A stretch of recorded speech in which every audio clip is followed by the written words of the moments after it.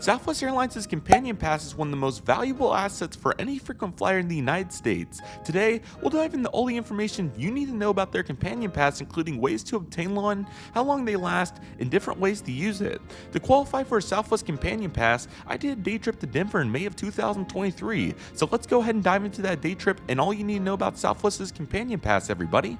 Alrighty everybody, so welcome to the Companion Pass day trip. I really hope each and every one of you are excited for this, as today I'll be explaining to you all you need to know about this valuable asset and also bringing you along for a couple flights today. So let's go over the agenda. So it's going to be really simple today. We'll be flying from Oklahoma City to Denver on a round trip ticket to qualify for the Companion Pass. So what we're going to do is leave Oklahoma City in the middle of the day and arrive to Denver about noontime mountain, and then we'll plane spot there and also look around the airport for a while, and then we'll come back on the last flight of the day at about 10:30 mountain and then arrive back in Oklahoma City a few minutes after midnight. So let's just go ahead and get into this so we can talk about the Companion Pass, which, speaking of which, we'll do that during the cruising session, but let's go ahead and talk about the first flight and get took off and all that, so we'll have some time to do that. So welcome everybody to the Oklahoma City Will Rogers World Airport. Oklahoma City is a really solid airport, and what I'm going to do for this trip report is going to be a little bit different. I'm going to do a full narration for it, and then I'll put 4 breaks in there for the takeoffs and landings to give the mind a little bit of a break. And while I'm doing all that, I'll also talk about the Companion Pass. So let's go ahead and take a look at this TSA screen that Oklahoma City has. These are really becoming new assets here at airports, and I learned a little bit about this in class, which was really cool. So these screening devices obviously use facial recognition here, and that's one of the newest TSA technologies. So cool to see Oklahoma City exhibiting one of these, so it's pretty awesome. So Oklahoma City, the Will Rogers World Airport, is a solid airport. Leaves some characteristics to be desired with the administration and whatnot, but the actual airport infrastructure is really nice, so that's certainly really cool. The reason that we're flying out of Oklahoma City today is because the price was a little bit less. I think it was about $50 or so less than what Tulsa would have been, and at this time it didn't hurt to change it up. I didn't fly out of, at this point, excuse me, I'm talking way too fast. At this point, I didn't have many flights out of Oklahoma City, so I didn't mind doing a couple more flights out of there. So that's the reasons that we're here today. So yeah, all this is looking nice, but we got to go find our aircraft because we're going to be boarding soon. Which, speaking of which, that's going to be November 7715 Echo, which is an 18.5-year-old Southwest Airlines Boeing 737-700. So glad to get another 700 in. There will be a day when these are gone. So let's just go ahead and get on board, everybody. And we're going to be finding here 23F, which is not bad. I think I had like B15 or 30 or so not bad considering that this was a fully loaded flight. Denver is one of the most profitable markets for any Southwest operation, whether that's to Oklahoma City, Tulsa, or an equivalent city, so that's absolutely awesome. Obviously Denver with a really big kind of hub and spoke model relative to Southwest's other operations, where you're not going to get that all the time, so that's really cool. So yeah, there's a couple of cool planes I'll show on the screen for you all, as you can see out there on the Alaska maintenance stand along with the FBO and whatnot. So those are looking really nice. And let's just go ahead and take off on runway 17 right, everybody. I really hope you all enjoy this takeoff, as it was a really good one.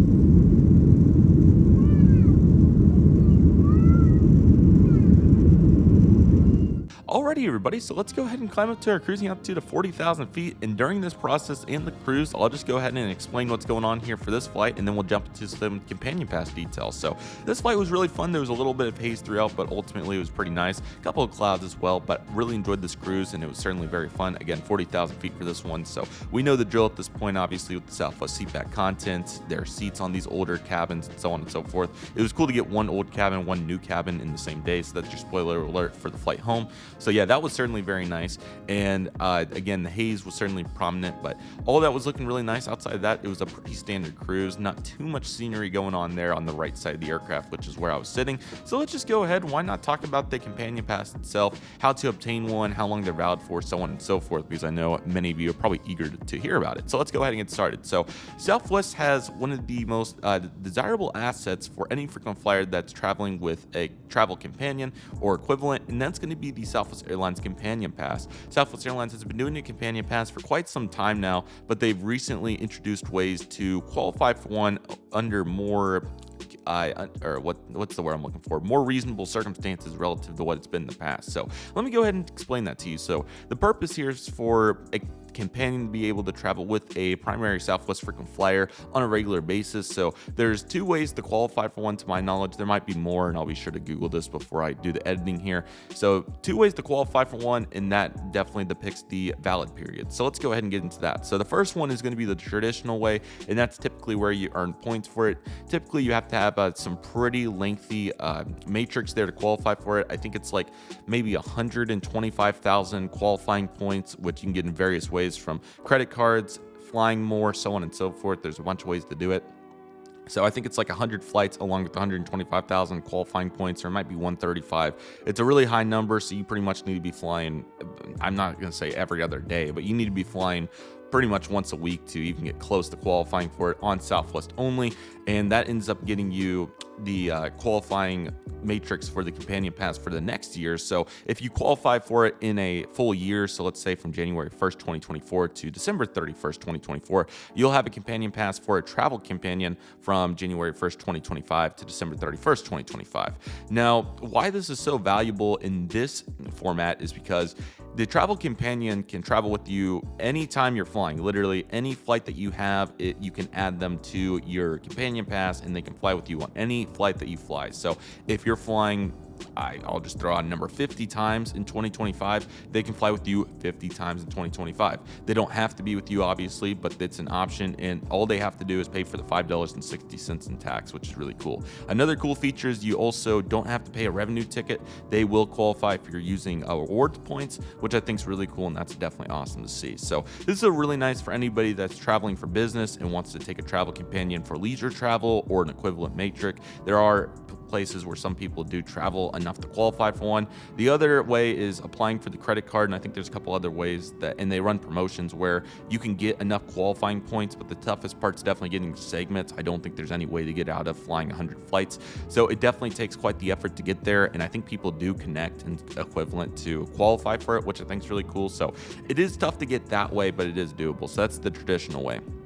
Now, recently, back in 2023 in April, and they've done it this year, Southwest Airlines has began running promotional offers to have a companion pass for a 2-month period, which is really cool. So I saw an email in April 2023 when this was offered. So Southwest was making an offer if you do one round trip ticket, if you buy the ticket by 3 days from now, so let's say April 5th, and it was April 2nd. So if you buy a ticket by April 5th and you fly by May 24th, you'll have a companion pass from August 5th to September 30th, or whatever it was, maybe August 15th.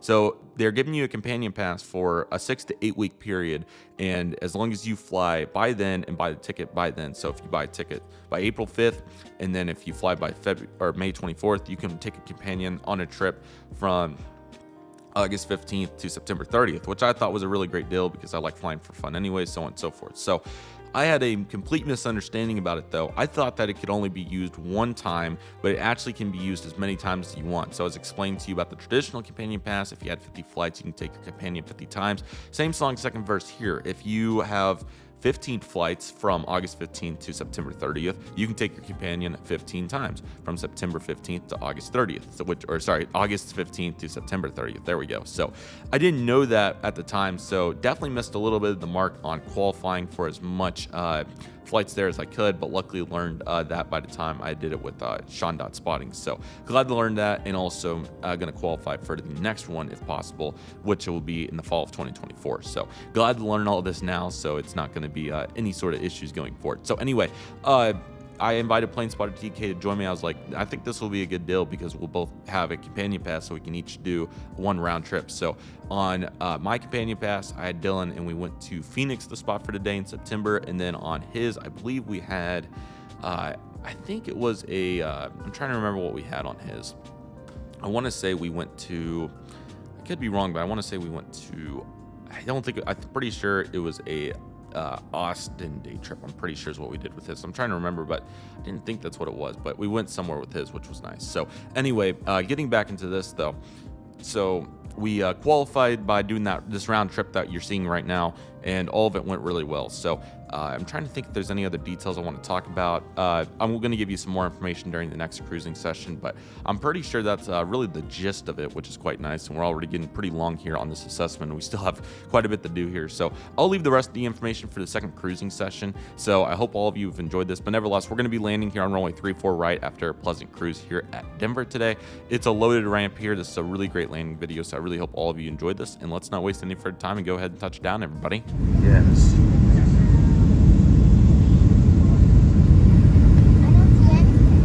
And welcome to Denver.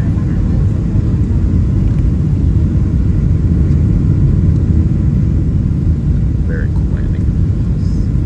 Oh, so cool. That was awesome.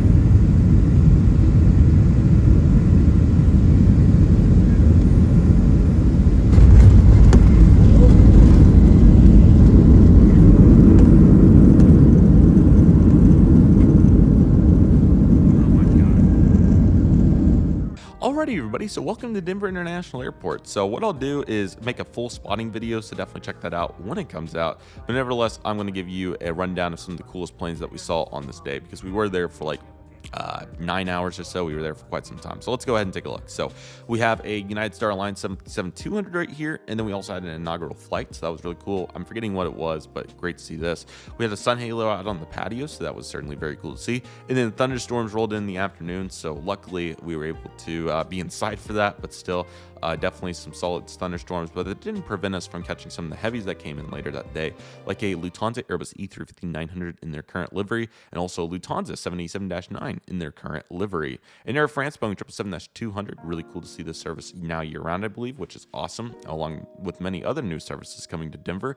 A Continental Airlines Retro United 737-900, a British Airways Boeing 777-200ER, and also the Timberline Restaurant Terminal C, which is quite a talent show as always, so glad to get to hit that up again on this day, and ultimately all that went well. So again, the full Denver spotting video will be coming out, but Denver is a wonderful airport. Glad to spend plenty of time there, and it was great to get to check it out on this day as well. And I look forward to covering more of that in the Denver plane spotting video, so definitely stay on the lookout for that.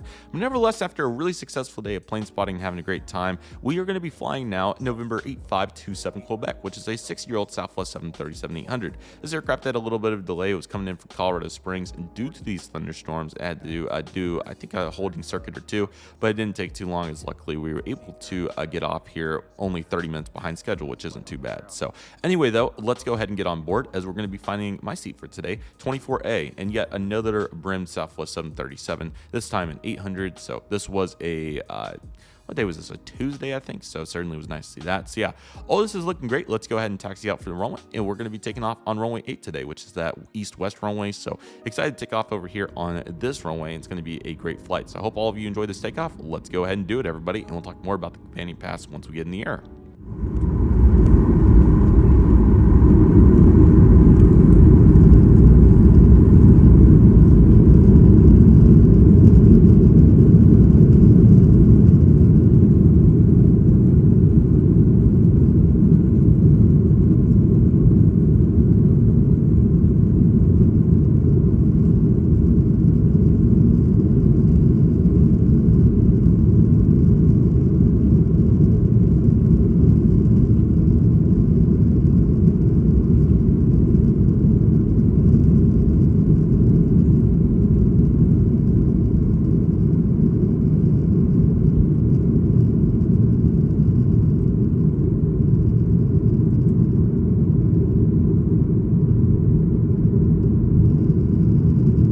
Alrighty, everybody, so welcome to our cruising altitude here of 35,000 feet, or as we crank to it. So yeah, the companion pass, once again, it's really awesome. So to recap, you have the traditional way to qualify, which is through the segments and the qualifying points, which I think is like 135,000 plus the 100 segments or equivalent, whatever it is. It certainly takes quite the effort to get there. So you can get those qualifying metrics, and it's going to be good for a year, I believe, the next year, which is really cool. So definitely glad to see that. And then you also have the qualifying offers that they've been doing. So Southwest has done these the last 2 Aprils at the beginning of the month. So I would expect in early April 2025 for them to do another one. So here's your heads up. If you're interested in a Southwest Companion Pass for August 5th to September 30th or equivalent of 2025, that offer will be out in early April. You'll have to book in early April and then fly by May 24th. It's also worth noting that Southwest typically does not run sales when they have the Companion Pass qualifying offer. So you could be paying anywhere between $150 and even $500 depending on what you're doing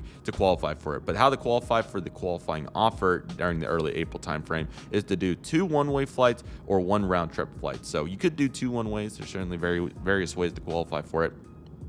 But yeah, it's super awesome that Southwest is running this. But the key is you can't already have a flight booked to work there. You have to book it during that 3-day window, which is a little frustrating because obviously you could get a much better deal previously. But the last time, I think for the Denver one, we paid for this was like 180 maybe. And then the next one I'm doing is a little bit more than that, but you'll see, trust me. So yeah, the Southwest Companion Pass is awesome. And you definitely get your money's worth if you fly even twice or 3 times. Again, I didn't know during the 2023 one that you could fly more than once, or I would have just kept booking itineraries because there were admittingly some really good sales. So I take the blame, but luckily I learned that from last year, and now we'll be able to get maximum value for it this year. So another major note is I don't believe you can change the companion. I might be wrong on that, but I'll just be sure to do some research here prior to editing this video so they can give you all a better rundown in the editing. So apologies if I missed any of that, but yeah, the Southwest Companion Pass is a very sought after asset, and they're going to keep running promotional periods. So who knows, maybe we'll see one in the fall, but hopefully this video gave you all the information you need to know, and also the on-screen graphics. Hopefully we'll make it a little bit more clear relative to what I'm remembering by memory, but sometimes getting that raw format really helps, and then getting the supplemental material on the screen is the best way to do this. So I really hope all of you enjoyed this. This was a fun day trip. I really enjoyed the flights, and yeah, it's really great because obviously as an aviation enthusiast, you still get to do the flights, but obviously qualify for a companion to have free flights down the road. And again, all they have to do is pay that $5.60 in tax, which is really easy. So it's really cool, and glad to get it figured out now. And it's just so simple that you can use either your points or your cash. So not all airlines offer that. So definitely a great perk for Southwest, one of the best ones out there. And if you like Southwest or want to go on vacation a couple times during the valid period, you can't say that you're going to be missing out on, can't say that you won't be missing out if you get a companion pass, because it's really easy to use there. So anyway, we're coming into Oklahoma City, so we're going to be landing on runway 17 left today. It's going to be a talent show, and I really hope all of you I was trying to avoid that, but that's kind of how it goes. So now I can taste it out a little bit. But anyway, runway 17 left. So the far east runway there at Oklahoma City. So this is going to be a great landing. A little bit of delay, but Southwest did a great job with both these flights. The 738 was pretty nice and clean. So I think I just kind of rested my eyes during it. Obviously a little bit late at night, but luckily it won't be as bad as another situation that will be coming up for a delay, also out of Denver into Oklahoma City down the road in the summer. So I hope all of you are looking forward to that. But nevertheless, let's go ahead and land on runway 17 left here at the Will Rogers World Airport. Really hope all of you enjoyed this.